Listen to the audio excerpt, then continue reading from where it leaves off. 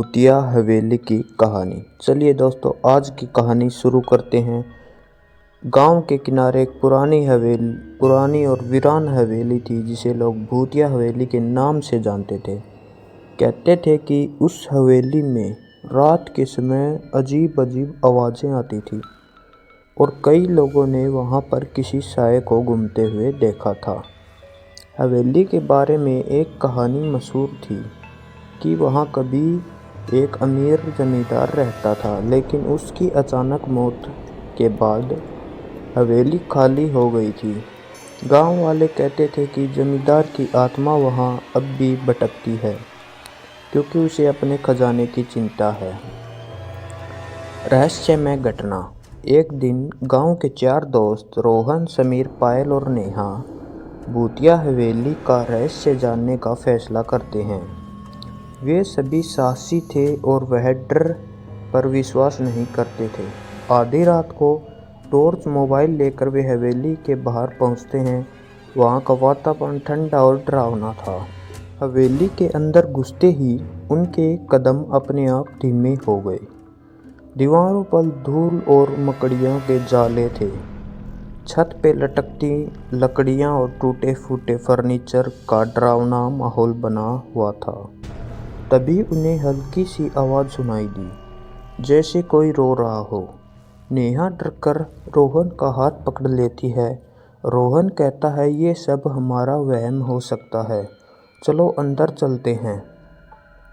खजाने का राज। वे एक बड़े कमरे में पहुंचे जहां फर्श पर अजीब निशान थे।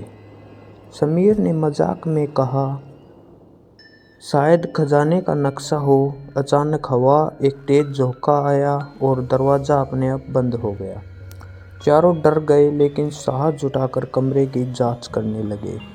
एक पुराने बक्से पर उनकी नज़र पड़ी। जब उन्होंने उसे खोला तो अंदर से एक पुरानी डायरी निकली। उस डायरी में जमींदार की आखिरी बातें लिखी थी।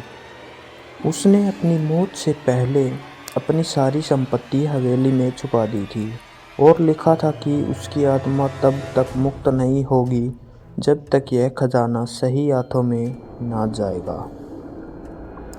भूत से सामना। डायरी पढ़ते पढ़ते अचानक कमरे में अजीब सी हरकत होने लगी। एक सफ़ेद छाया दिखाई दिया जो धीरे धीरे उनके पास आने लगा। वह जमींदार की आत्मा थी।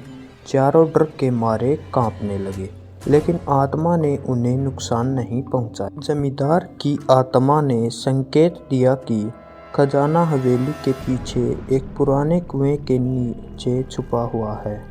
चारों दोस्तों ने आत्मा का मदद का वादा किया। अगले ही दिन उन्होंने गांव में एक बुजुर्ग बूढ़े आदमी को सब कुछ बताया। आत्मा को शांति। गांव वालों की मदद से उन्होंने खजाना निकाला और जमींदार की इच्छा अनुसार उसे गरीबों में बांट दिया।